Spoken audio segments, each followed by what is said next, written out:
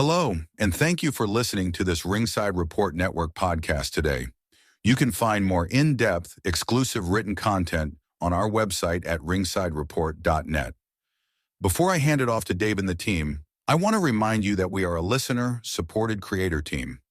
On our website, we would appreciate it if you supported our sponsors or purchased our exclusive merch. Branded clothing, mugs, and even jiu-jitsu gear, which are available only in our store. You can become a recurring supporter of our content at membership.ringsidereport.net. This, along with all our podcasts, is available on Spotify, Apple Podcasts, YouTube, Amazon, iHeart, and TuneIn, wherever you get your podcasts. It would help us immensely if you left a positive review on Spotify, Apple, or Amazon. Thank you for your support and enjoy the show. Please welcome David Simon. Good to see you again, David. Thanks for coming back.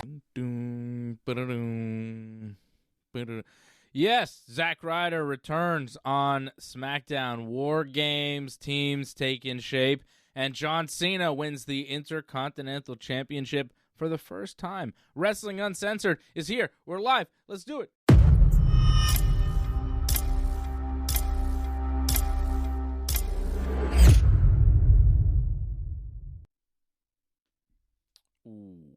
Ooh.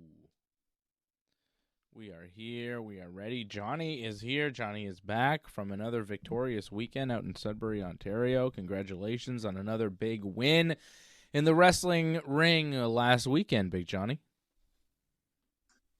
Thanks, Dave. I don't know how else to say this, but I think Sudbury is becoming like my second home now. Just the love and respect that I get from the Sudbury crowd is just it's on another level compared to anything else right now. Just it was quite an incredible experience. Just to hang around those fans afterwards. I didn't really get to do that the past show. I was kind of in the main event, so it was a little busy, but I got to see a lot of the fans. Pretty much got mobbed by the fans during intermission, and just hearing their stories, telling me like what they remember about my career so far. Like they know pretty much from start to pretty much now what I've done in Sudbury, and they've been actually looking up my career. I'm just like blown away by this. Like I feel like, I've had fans, and now I have like hardcore fans. It's quite amazing. I just have to hats off to Sudbury and those amazing fans there. Well, you deserve it. I'm happy to hear. That's great. Well, and hats off to Project X Wrestling, another tremendous show, which we had Matt Cardona on the show. Yeah, he was a nice guy to meet, but he lost in the end in that match. And as we saw, he lost on SmackDown tonight as well, but it wasn't called Matt Cardona. So you wrestled with Matt Cardona in Sudbury last weekend? I didn't wrestle against Matt Cardona. No. I believe Marty Scurll wrestled him actually in the title match. And this was that on happened. The show you were on. Yeah, that happened last week. That's kind of neat about Cardona. Like, he's done this in the past where he's just on a random show, and then bam, he's on AEW. Bam, he's on NXT, and now WWE. He's got a good gig. It might help that, he's got his wife there, so maybe he's got connections. But, hey, great setup that he's got going on. Like, he's doing good business. Well, I think it's pretty cool that last weekend you were on a show with Matt Cardona, and this Friday night he's on SmackDown. Yeah, it's kind of cool. He was nice to me, but we really didn't talk too much. But he was a nice guy. Mm-hmm. Marty Scurll on the show. It's interesting. He's a controversial figure in wrestling. Yeah, he can be. But actually, Marty I actually get along really well with. So it's actually very much a pleasure every time I see him, actually. Well, I don't really know all the details around what went down with him. I remember it being kind of bad, but who knows what happened. Never went to jail for anything.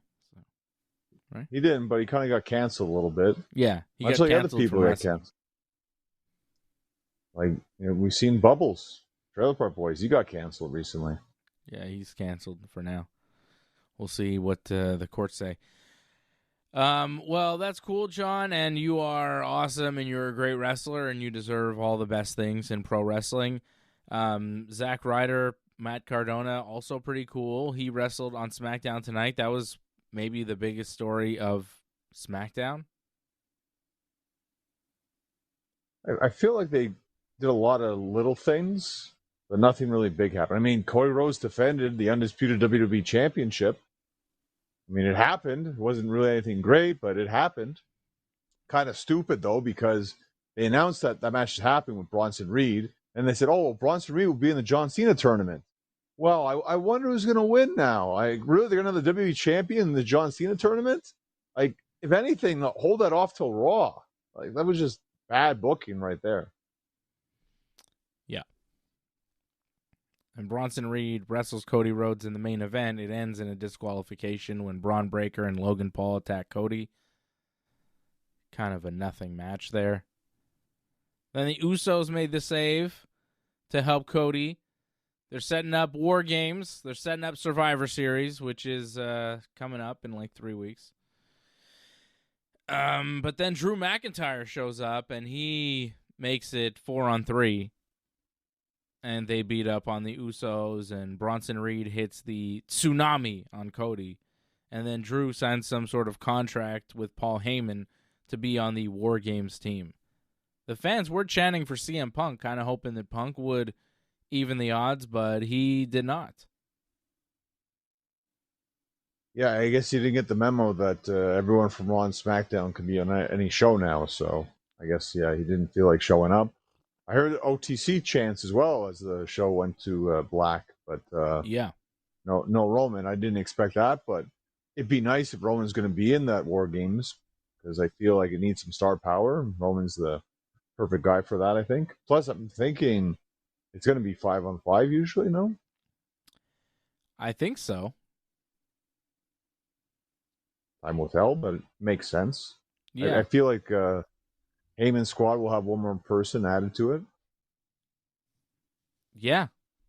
I think it's 5-on-5. I don't think it's 4-on-4. I'm pretty sure they're doing 5-on-5. So they've got Braun Breaker, Bronson Reed, Logan Paul, Drew McIntyre, and one more person. Is that one more person Brock Lesnar? I mean, it makes the most sense, right? Because it's all Heyman's people, whatever, people that Heyman likes kind of thing. So Brock makes the most, and like that's the last one, so it'll be the biggest kind of shock thing. Plus, you only have to have Brock show up once. Madison Square Garden makes a lot of sense. Yeah. And I imagine that's how Raw is probably going to end. We might be kind of, not really spoiling Raw, but this is giving our predictions for Raw. I think that's how Raw ends. F5 on Cena. So you end Madison Square Garden on Raw. Do you think Cena then joins the War Games team? I don't know if he does or not, but he's supposed to have his last ever match in Madison Square Garden, right? Yeah. You think it... Like, I don't know if Brock gets involved with Cena if he's doing War Game stuff. That seems like it'll muddy the waters of Brock Lesnar. I feel like if Brock's going to make an appearance, it should be doing something to, like, say Punk joins... Well, Punk is actually on the team officially, right? I think he's the captain, kind of, from what it looked like on Raw, right? So why wasn't he there tonight? Again, he didn't get the memo. Like, you can go to any show, so... I mean, Jey Uso got the memo. Yeah, like they all got the memos about it. Everyone did, but Punk. Yeah, it's weird. So, yeah, made him look kind of bad, actually.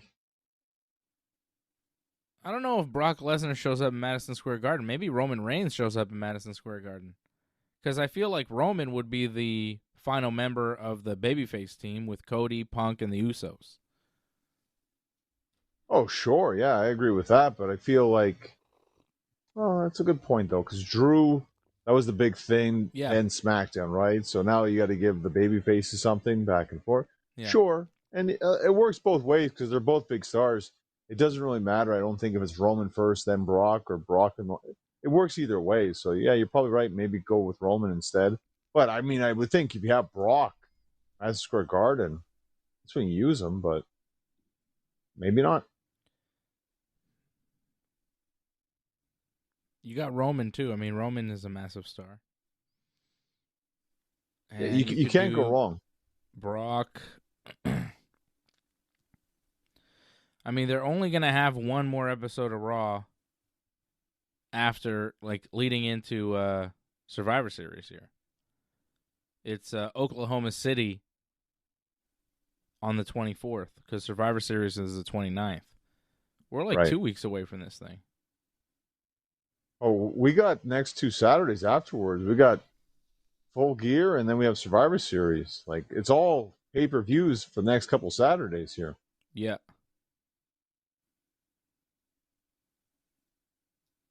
Survivor Series set for 3:30 Pacific, so that's 6:30 Eastern. It's really going to start at 6:30? I mean, you saw the Blood and Guts this past week. Those War Game matches or anything kind of resembles that. It's over an hour at least, or roughly. So, yeah, I think it's a good idea. It starts a little bit earlier because those matches are very long. Plus, like, what else do we have? Like, I'm pretty sure there's going to be other matches besides the War Game matches. You need that buffer. Because, like, the women traditionally always start it, right? It's probably going to happen. And then you kind of need a match or two in between. Then the men's War Games match. Yeah. Well, Cena's going to wrestle, I think, a match. You think probably wrestle Dom again? Well, Cena is scheduled for Survivor Series, so he's wrestling somebody. Maybe Dom, maybe somebody else. Maybe, like, Dom has lost the Intercontinental Championship. That happened on Raw, which kind of threw everybody for a loop because you didn't really expect Cena to win the Intercontinental title or even wrestle on Raw this past Monday in Boston. I kind of figured, and most people kind of figured, that Cena would wrestle Dom at Survivor Series and maybe take the title from him there. But he took the title from him on Monday. So maybe they do the return match at Survivor Series, but maybe not. Maybe Cena just does something else. I'm not sure what that is. Not a ton of great options either. But, like, Cena Dom 2, do we need that? It was not great on Monday. Like, the crowd was into it, but a lot of that stuff didn't come close to connecting. Like, the strikes were real off. It was just the backdrop. The attempted backdrop thing looked really bad. It was not a good match. And I think it exposed Dom a little bit as being a guy who just is not ready for the big stage. He's getting over, but he's not a main eventer. I don't know if you'd agree with this, but I felt like it was very much on par with the Jey Uso Miz match that we saw tonight. Oof. It felt very much like that. Yeah. I'm not saying they were great matches. I'm just saying, like, it felt like that level of wrestling was pretty much there. Yeah. Yeah, Jey Uso and The Miz was the first match on SmackDown. And then we had Ilya Dragunov against Axiom. I was like, is this show ever going to pick up? Well, we did have the Charlotte thing. That was kind of a big thing. Charlotte will not be a part of the War Games match. That was cool. They started the show cool, and then SmackDown just kind of fell off a cliff. And it's only going to get longer from now on, too. Yeah. Which I'm sure makes you even happier. Well, whatever. More bang for my buck. I have tickets for a show in January, so it'll be 3 hours. More. Ooh. I'm fine. I think you're... 2 nights in a row, too, John. I worry about your son. Like, how is he going to be able to stay up for that? It'll be rough. It's the weekend. It's the weekend, so we're good. It's not like a Monday Night Raw. Which, by the way, Toronto's going to get the Raw, like, following. Like, Montreal Friday for SmackDown, Saturday for Saturday night's main event, and then Toronto gets the Raw on the Monday. That's pretty good. Well, there's that huge deal that they have now, right, with Toronto? I mean, WWE pretty much owns Toronto now. Yeah. Big deal with Maple Leaf Sports.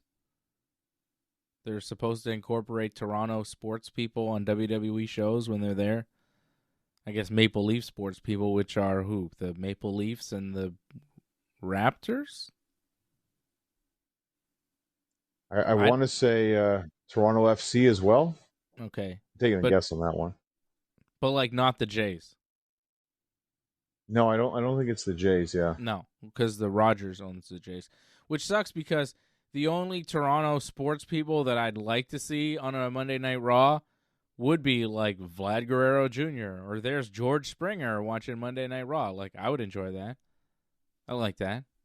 I like baseball players. But like some Toronto Raptors guy or some Maple Leaf, I'm like, I don't know who that is.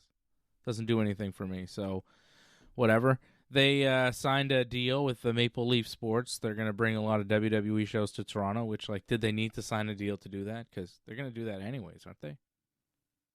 I was kind of confused about that deal and what it is. I mean, Rogers owns Maple Leafs MLSE too. They do. Rogers owns everything in Toronto. Wow, Rogers owns everything? That's amazing. Is that true? Well, there you go. That's crazy. You might get Vlad. That's amazing. Oh, Vlad. Give me some Vlad. Oh, you really want to see Vlad? That's good, I guess. Vlad on Raw would be fun, no? Wouldn't that be cool? As long as they treat him better than one of your favorites, their West Side Gun. Like, yeah. Yeah, how could they do that to West Side Gun? I mean, we could talk about that. That was nuts. Let's put a pin in that. We'll talk about West Side Gun. Okay? Because I'm actually mad about that. I'd be mad if I was him. Like $5,000 for that? Like, whew, I'd be pissed. I actually listen to West Side Gun. I like West Side Gun. I'm very disappointed. Anyways, SmackDown was real rough with Jey Uso beating The Miz. He did that to advance in the John Cena tournament. There's a bunch of matches in this tournament. I don't know what the brackets are. He advances in this tournament, but nobody tells us who he faces in the next round. It's very confusing.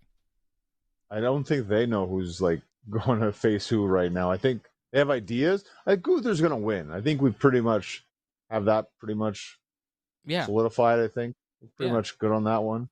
Yeah. So why how even we have get this to there? stupid tournament? Well, we got to do something in the meantime, right? So that's what we're doing.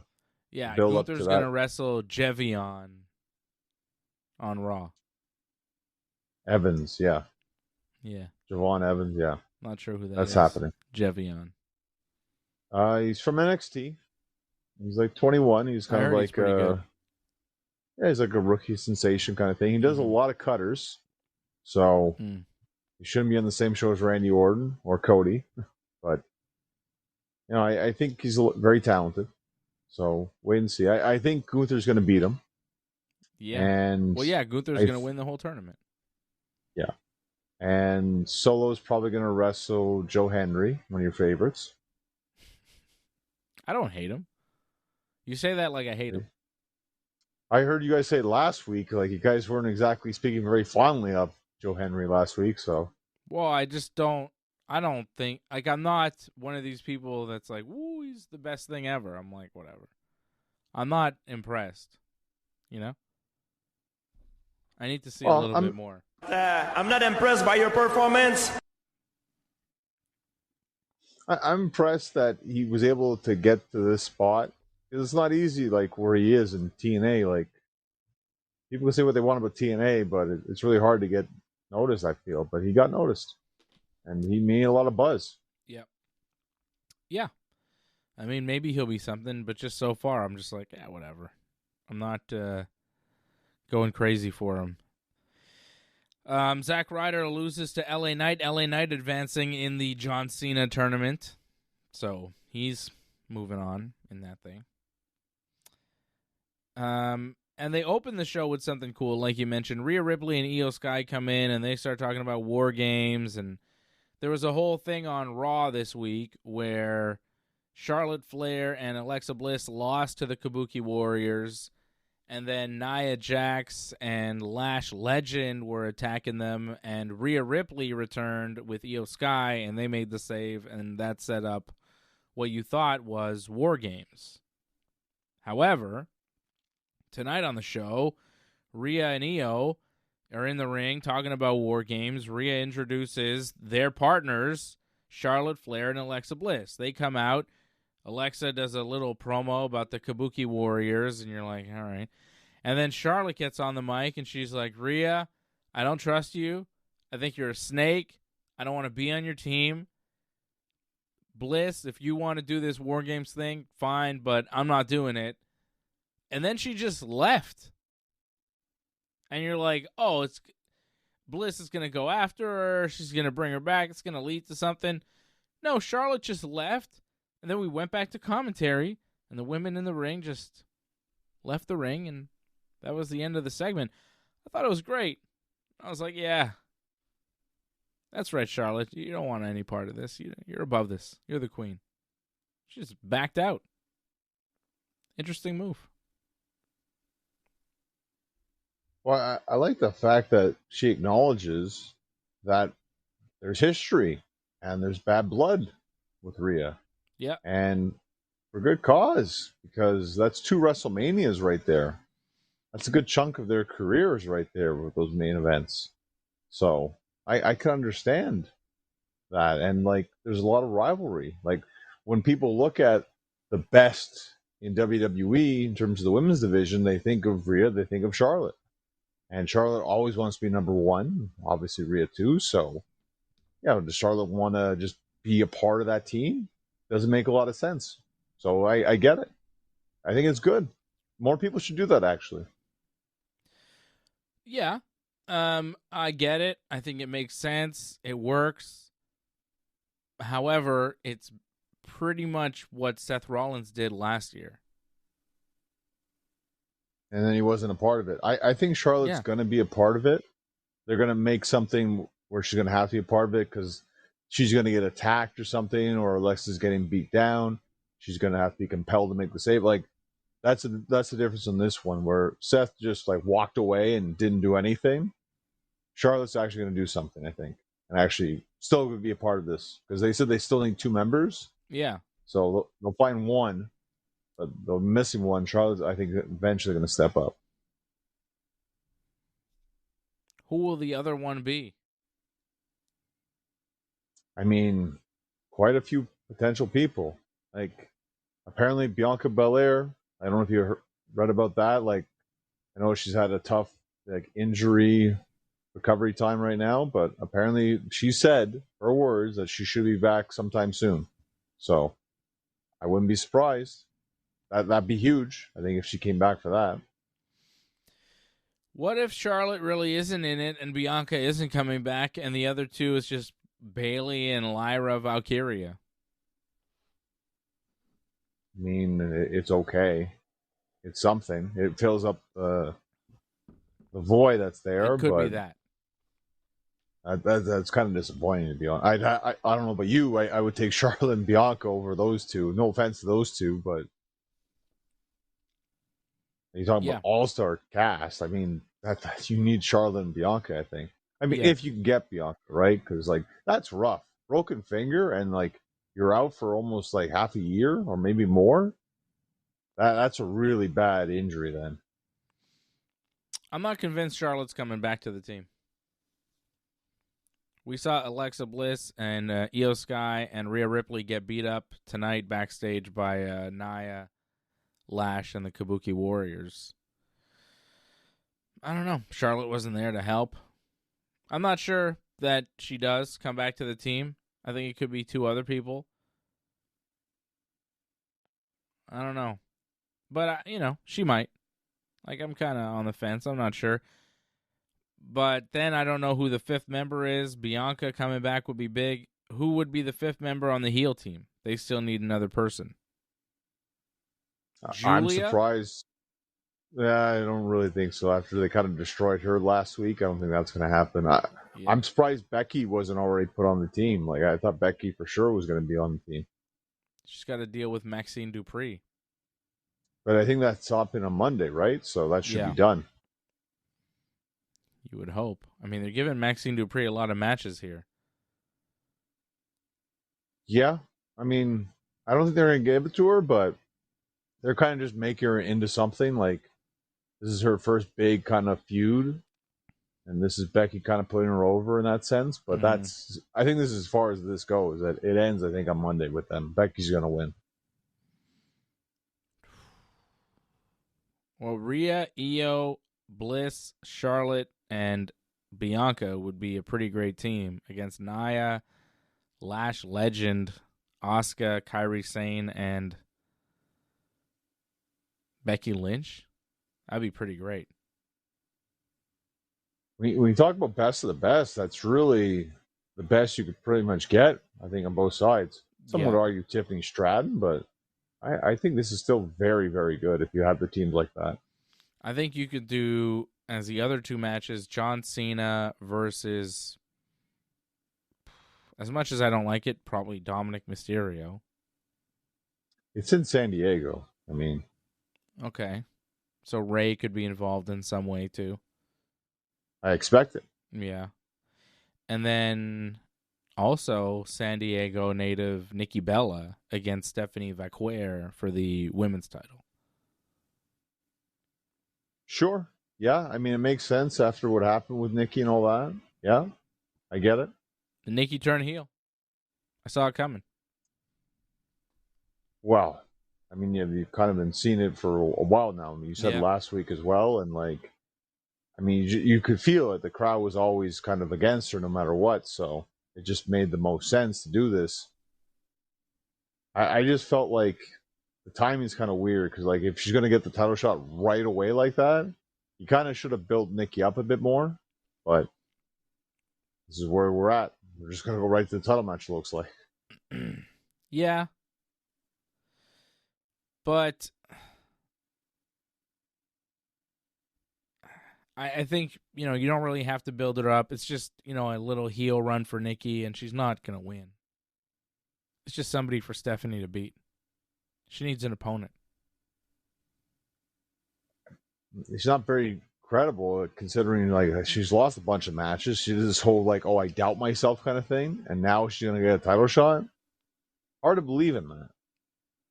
Yeah, but give her a couple wins where she's cheating to win. Maybe a tag team match where she pins Stephanie, leading into it. You could get her believable pretty quick. She's a Hall of Famer. She's in the Hall of Fame. Say that a few times. Stephanie's a newcomer. Nikki's literally in the Hall of Fame. I think you have a believable match. Will it be a good match? That'll be a big question. We'll have to wait and see. No, Nikki's struggling.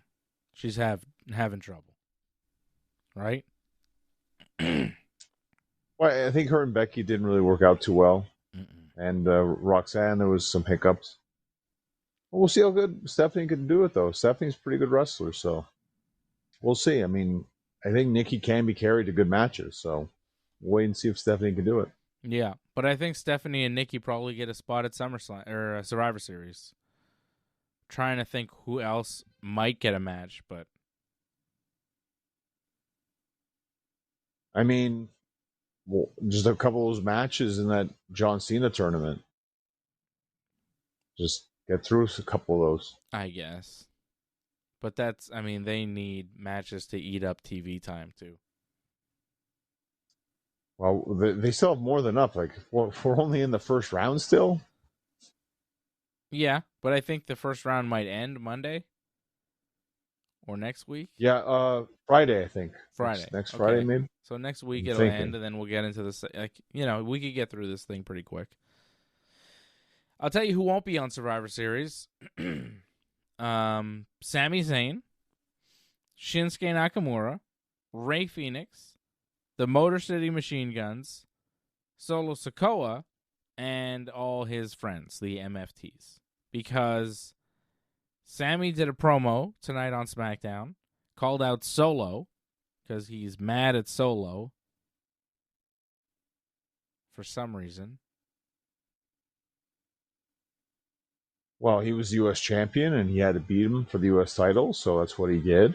Yeah. But he wasn't happy with the fact that Solo pretty much cost him the title for that distraction. Oh, yeah. He did. He came on to distract him, yeah. But then, so Solo cost him the title, and he's mad that Solo cost him the title, but at the same time, the guy who's champion, Ilya Dragunov, Sami's like, you're the right man to be champion, and I believe in you, and congratulations. See, it's okay to take advantage of the situation. That seems to be the thing, WWE. Cody does it, right? So weird. Not great. So Sami's mad at Solo because of that. So he lost the U.S. title to another guy, but he's mad at Solo. Right. He doesn't seem hell-bent on winning the U.S. title back or even answering the open challenge of Ilya Dragunov. He just wants to fight Solo. He's not going to get to fight Solo directly, though, because Sami, when he calls out Solo, of course, comes out with his whole gang. And Sami says, well, I didn't come alone either. And Shinsuke Nakamura, Rey Fenix, and the Motor City Machine Guns appear, and they save Sami from the beatdown. Rey Fenix dove on 3 guys outside the ring, like 3 of the MFTs, and like spinning dive, and nobody caught him. He just landed with a thud. It was rough. He looked a little shaken up. So those guys all together, we're told later on by Nick Aldis that they're going to have a traditional 5-on-5 Survivor Series match against each other the night before Survivor Series on SmackDown. SmackDown Survivor Series, yeah. Cool. So, hey guys, you're not on Survivor Series. You're going to wrestle a 10-man elimination tag that no one will care about the night before on SmackDown. Sami Zayn, Rey Fenix, Shinsuke Nakamura, and the Motor City Machine Guns against Solo Sikoa and the MFTs.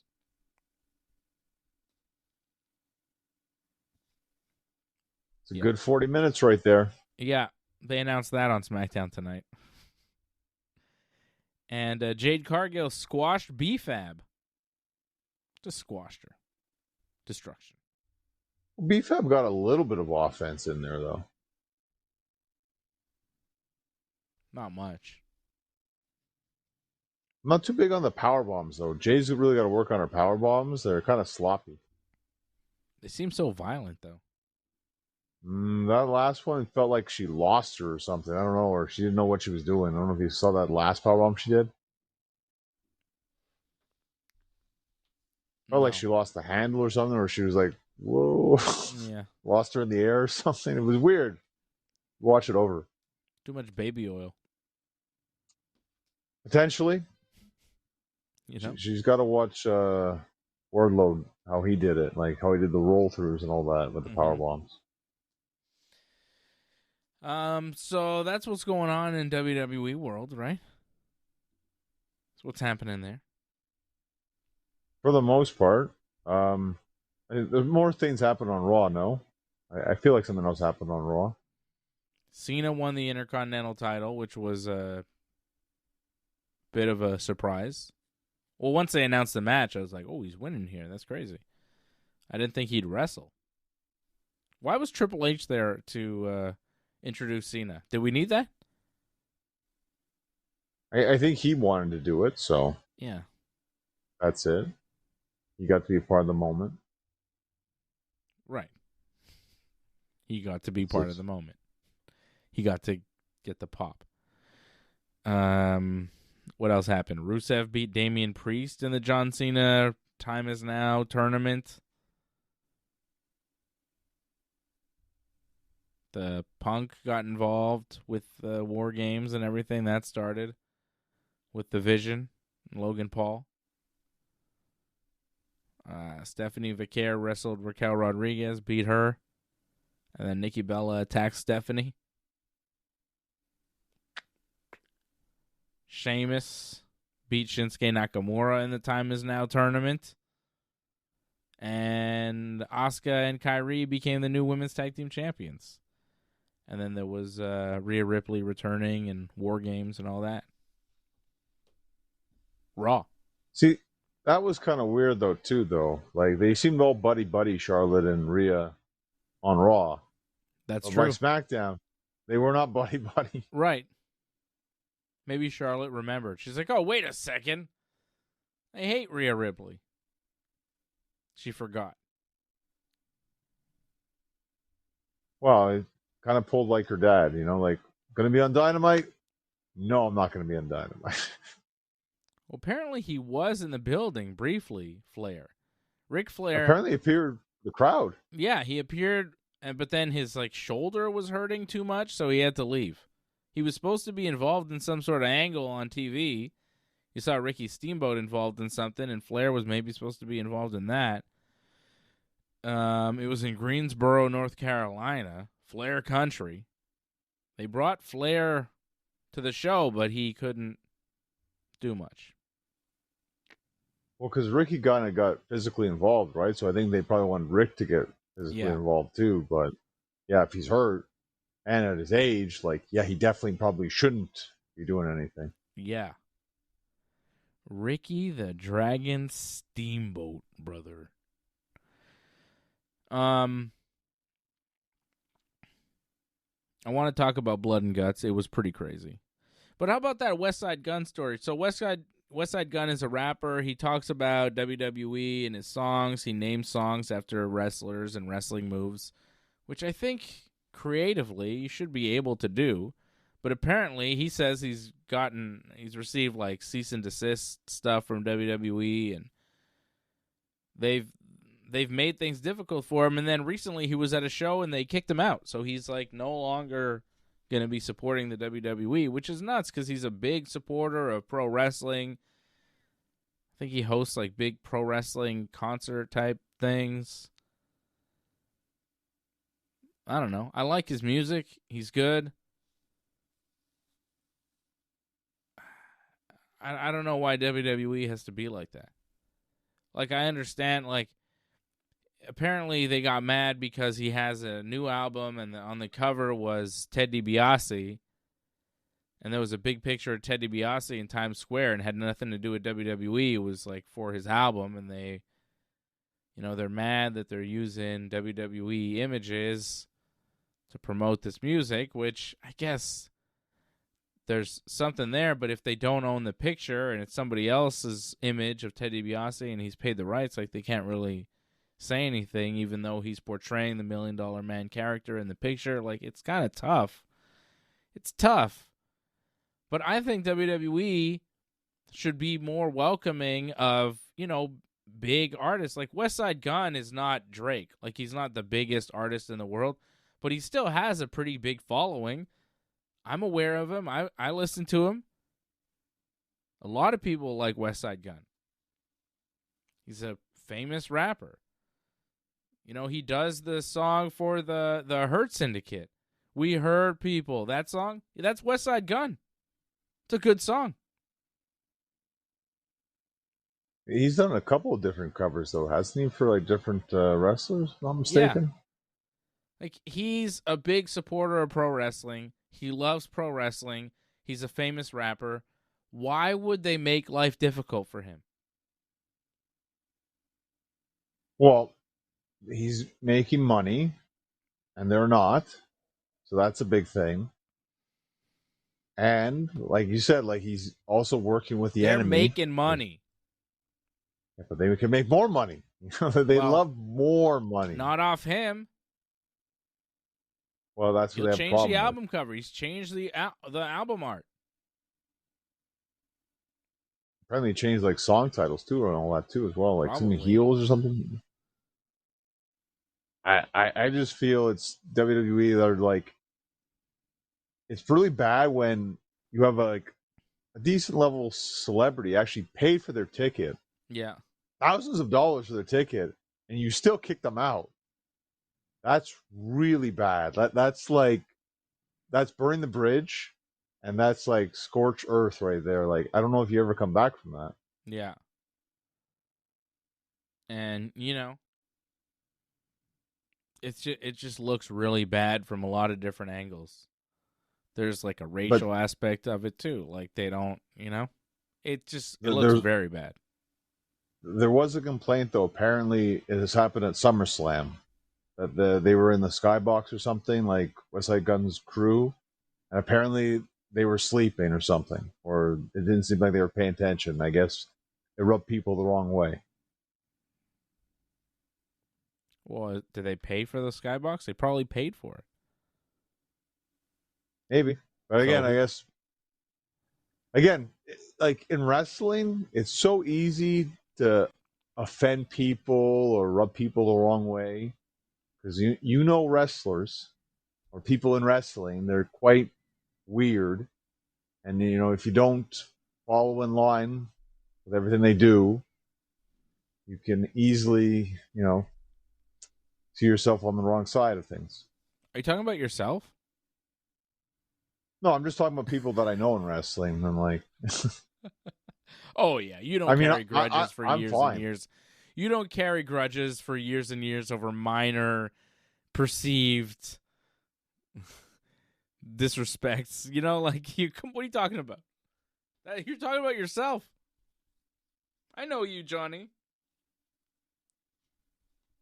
No, I don't. I know your shoot name, John. Don't mess with me. I know you.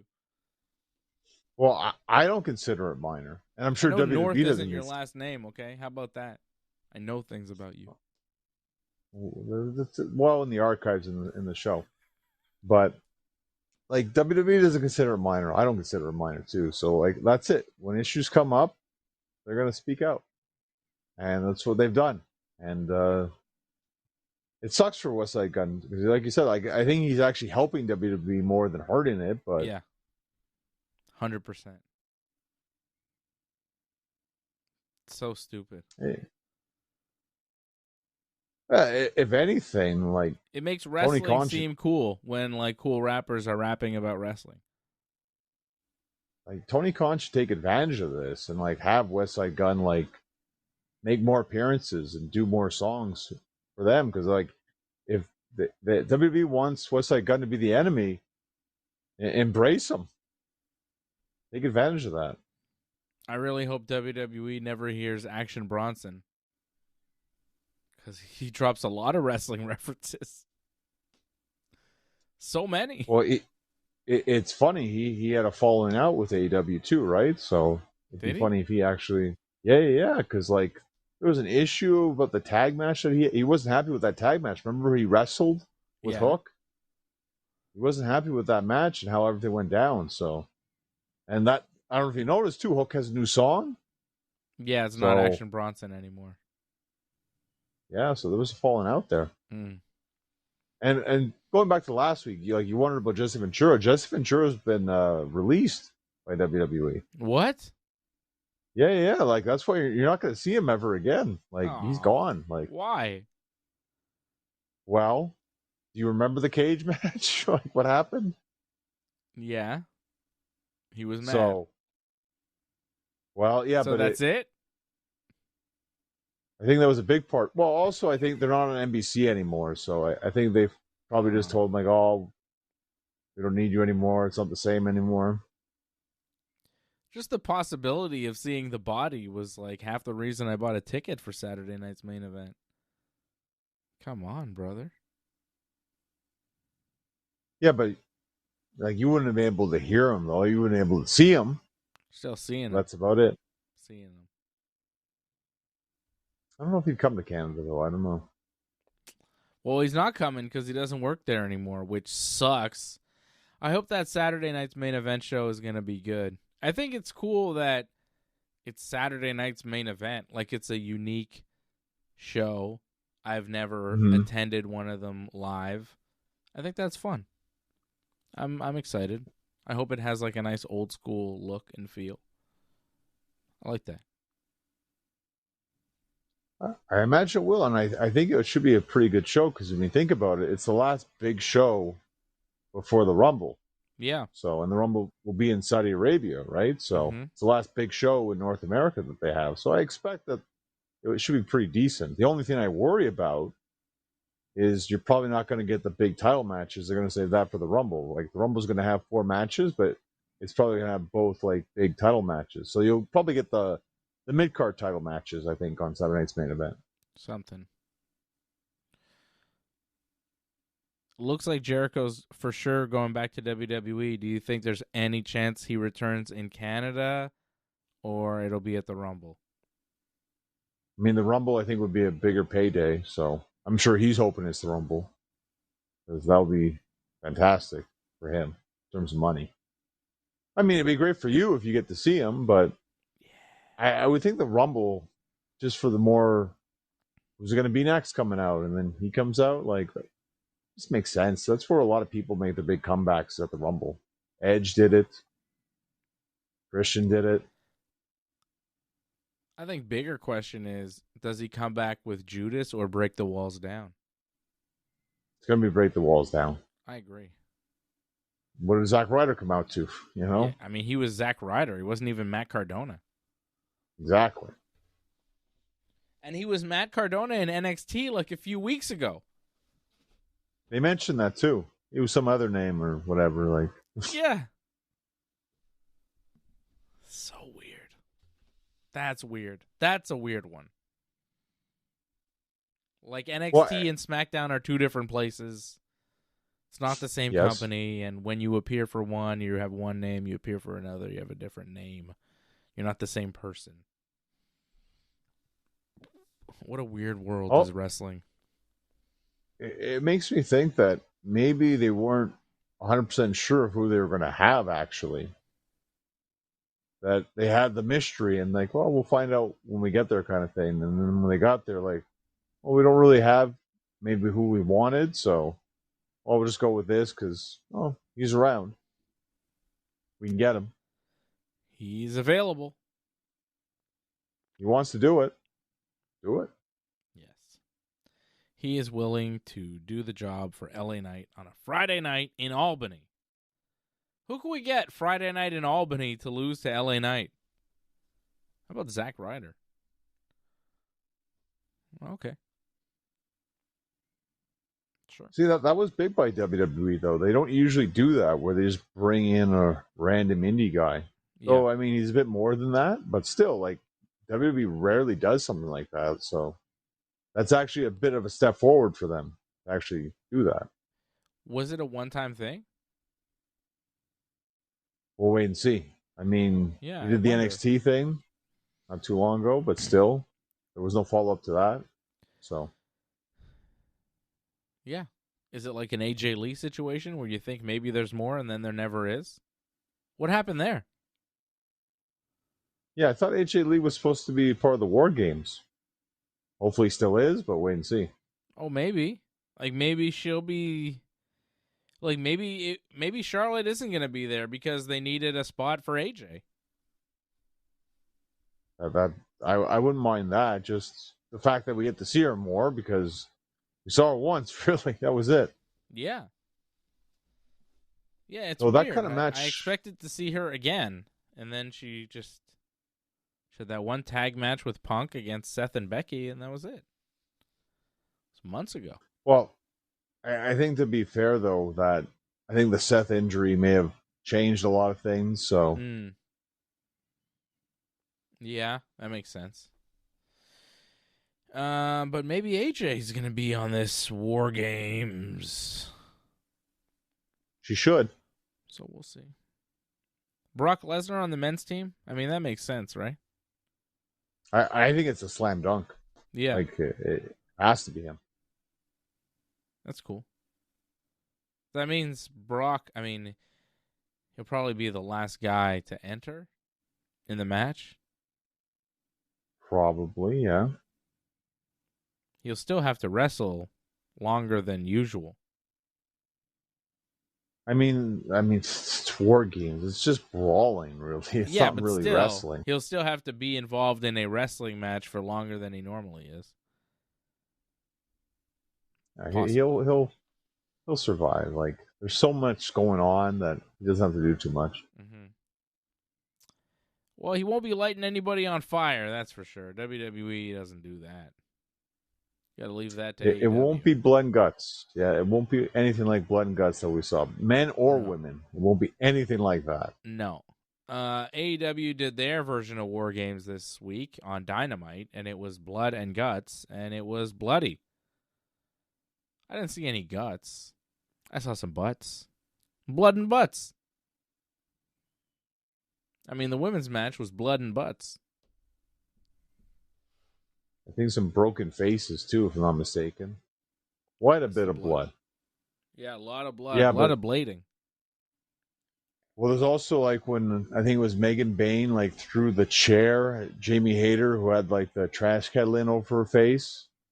Like from what I read, apparently that busted her face open, and you could tell the referee afterwards was checking on her. Like that was very unsafe, by the way, to do that. That was super unsafe. The way she threw that chair, and she can't really see it coming. That looked very unsafe and dangerous.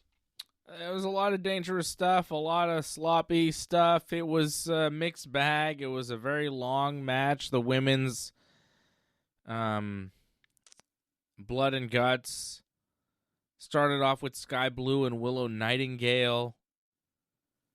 Pretty embarrassing strikes on both sides. Like the shots with the Willow had a trash can lid, and Sky had a kendo stick, and Willow, I mean, just then they started punching each other, and just the weakest looking punches you'll ever see.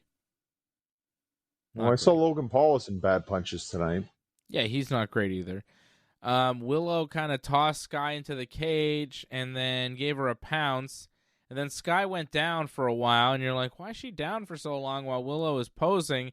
And you're like, oh, is Sky cutting her forehead right now? And then, of course, when you see Sky again, she's a bloody mess. So, yes, it was just an obvious blade job there from Sky Blue. They just didn't do a good job of hiding it.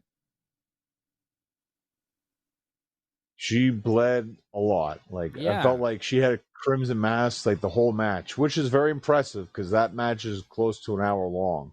It was too early in the match to be that bloody.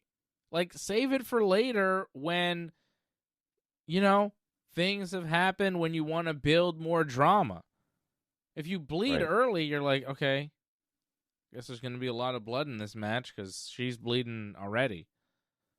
It wasn't like, oh my God, Sky Blue. It was like, oh, she's bleeding already. Okay. It was more, oh my God, when it got to like, okay, everyone's in. It took like almost half an hour, and she's still Crimson Mask. Then it's like, wow, she's lost a lot of blood. Yeah. That's kind of scary, actually. But I really think the problem with the women's one was pacing. I really feel like they were just trying to do too much. I get it. You're trying to impress. But then there was just a lot of like dead points. Like once the match started, I actually felt like it kind of died a little bit. Yes. Because like they did too much to get to that point. Well, every woman had like a fancy entrance with a weapon. Everybody who came out with a weapon. Like Sky Blue had the kendo stick. Willow Nightingale had the trash can. Then Harley Cameron came out. Julia Hart came out, and she had some kind of weapon. Harley Cameron came out, and she had a chair. Tekla was next. She had a belt, started whipping everybody with the belt. Jamie Hayter was next. She had a bag of thumbtacks that she just smacked somebody with, and the tacks went flying everywhere, probably some in the first row. Megan Bain came out with Penelope Ford, and Penelope Ford had a chair, but Megan Bain didn't use that chair. She just used her muscles and kind of tossed everybody around because her weapon is her muscular frame. Chris Statlander came out wearing a belt and had a pool cue, and she broke it over Megan Bain right away. Mercedes Moné came out, and she danced for a while, and then she had one of her belts, and then she had a sip of champagne before going into the ring, which I thought was funny. And then she used one of her belts, and then she brought more belts in the ring and was using belts as weapons. And then Mina Shirakawa came out, and she was dancing too. She had a baseball bat wrapped in barbed wire. And then Marina Shafir came out, and I don't think she came out with a weapon. Maybe she would. No, she came out and immediately pulled out a bed of nails that she threw Chris Statlander on. Sorry. She had a hidden weapon. She didn't walk out with it. It was hidden. But she also had a signature weapon, the bed of nails. And then Toni Storm came out with pearls that she punched people with. And that was all the participants. So you see, they all had a signature weapon to use. And that's how the match just kind of progressed. And they all were bleeding. Well, not all of them, but a lot of them were bleeding. Statlander was bleeding. Hayter was bleeding. Marina was bleeding. Sky Blue, like a lot of, I think Megan Bain was possibly bleeding. There was a lot of blood. They were all, basically all of them were bleeding. I don't think Mercedes was Mercedes bleeding? I don't think so. I don't think so. I don't think Tony was. Tony was, yeah. Yeah. And then they were hitting Mina Shirakawa with the title belt and making Tony watch, and everybody else was down, and Tony quit for the team because she couldn't bear watching Mina get tortured like that. And that's how the match ended. Tony had used broken glass. She taped her fists up with broken glass and all sorts of nonsense. But eventually the heels won. Sky Blue, Julia Hart, Megan Bain, Tekla, Mercedes Moné, and Marina Shafir getting the win over Toni Storm, Mina Shirakawa, Kris Statlander, Willow Nightingale, and Jamie Hayter in the women's Blood and Guts match. You know, it had its moments. I didn't hate it, but I didn't love it either. You know, it was all right. I felt like they had some good spots, like Tony with the portrait and then getting hit with the glass. I thought that looked like fantastic. Getting hit with the mirror was pretty impressive when she got, yeah. There were some good, and that's it. I think they had good ideas. Again, pacing was the problem. It's like you have these good ideas, nothing happens, a lot of brawling, and then it looks like a lot of hitting where it's like, man, that looked kind of rough, but you barely even saw it. Marina looked pretty good too, by the way, in this too. Like she looked like she was very rough in this, and like she got busted open too, if I'm not mistaken. Yeah. But like she came off as like, wow, I don't want to mess with her. Like she had that legit kind of feel to her in that kind of match. So I thought she came off very well. Again, some good moments.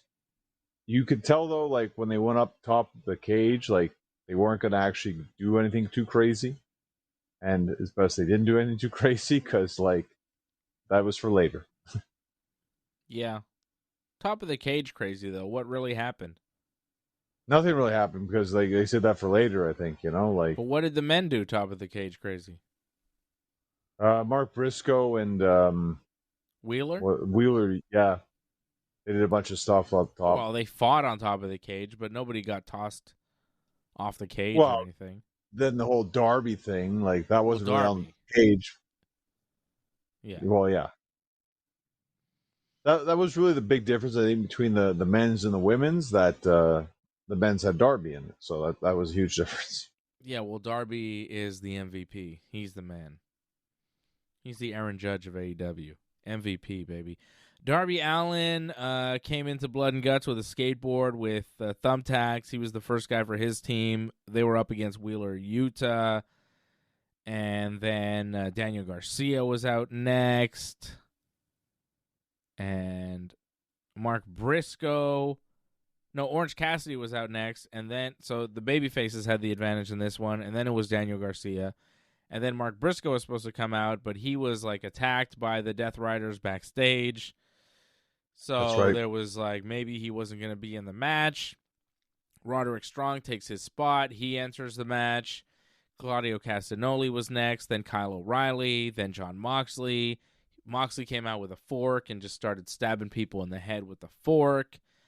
And then Mark Briscoe eventually did show up when the match started officially, right? Pac was in there. Was Pac in there? You got the bolt cutters, I think. Yep. Pac was in there, yeah. Yeah, Pac was in there. And then Mark Briscoe, he shows up, and then he starts fighting on the top of the cage with Wheeler at one point. I like how they had a pulley system to bring up all those chairs for Briscoe to use. That was fun. At first it wasn't going to work, though. Yeah, he managed to make it, though. I'm glad he figured it out. Yeah. And then, of course, really the spot of the match was, who's that evil gentleman who's friends with the Death Riders that was helping Pac? Oh, Gabe Kidd. Gabe Kidd, yes, the evil guy. He just looks so evil. Especially his facial expressions really make him look just evil. He's like an evil friend of Jon Moxley. So Gabe Kidd was there helping Pac, and they set up on top of the entrance tunnel, and Pac is there with Darby, and then there's 2 tables below, and the evil Gabe Kidd lights the tables on fire, and then Pac tosses Darby off the top of the tunnel thing, and he goes through 2 tables on fire, and then he's like on fire for a bit, and then they put him out. But good God Almighty, I mean, that was the most shocking moment, craziest thing that we saw on AEW. Darby and fire, man. He really got into fire over the past year or 2, right? There's been a lot of fire stuff with Darby Allin. He had a flamethrower at one point. He was lit on fire. Didn't he try to light Moxley on fire? Or he did? Didn't he light Moxley on fire in a body bag at one point? In Toronto, if I'm not mistaken. Yeah, there's so much stuff with fire now at this, with Darby, that you kind of lose track of all the things he's done, lighting people on fire or being lit on fire himself. He's really into fire. Anyways, he was on fire briefly on Dynamite. That was cool. So, thumbtacks, glass, big stunts, big bumps, tables, chairs, kendo sticks, barbed wire, lots of blood, fire. I mean, there were no light tubes, no pizza cutters. So they didn't hit all the... I mean, there was a bed of nails, you know? This show had a lot of the hardcore wrestling staples that you might expect from a show called Blood and Guts. I'm surprised they're allowed to show this on TV. Again, the blood. Kyle O'Reilly. Mm-hmm. My goodness. Yeah. It just seemed like his whole head was covered in blood. It wasn't, but it felt like it at some point. Yeah. It looked like he was bleeding from 10 parts of his head. And there's another thing too. It's very dangerous. There's just so much weapons, so much blood. The ropes are just completely almost stained, all red. They're white originally, the ropes, but they're not anymore. Yeah, it's absolute insanity. I'm sorry. It's a true amazement that apparently there's not so many injuries off this, because it feels like you just have a bunch of injuries. And I question the fact that you do something like this, the week prior to a pay-per-view. It is very gutsy to do that, because you can't guarantee a lot of people will be available now for the pay-per-view. But I think they're kind of lucky.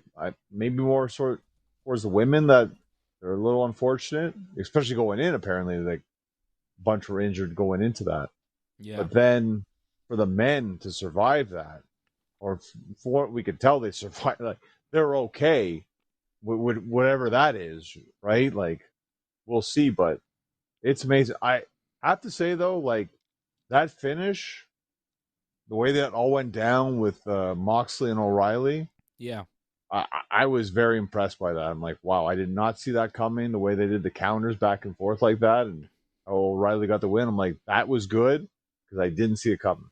I liked it too. They had O'Reilly, kind of managed to get the ankle lock submission there on Moxley. He rolled through a couple times. Nice counters, nice mat wrestling there from O'Reilly. And we saw the match a couple of weeks ago on Dynamite where Moxley got himself disqualified instead of losing to O'Reilly when he was about to tap.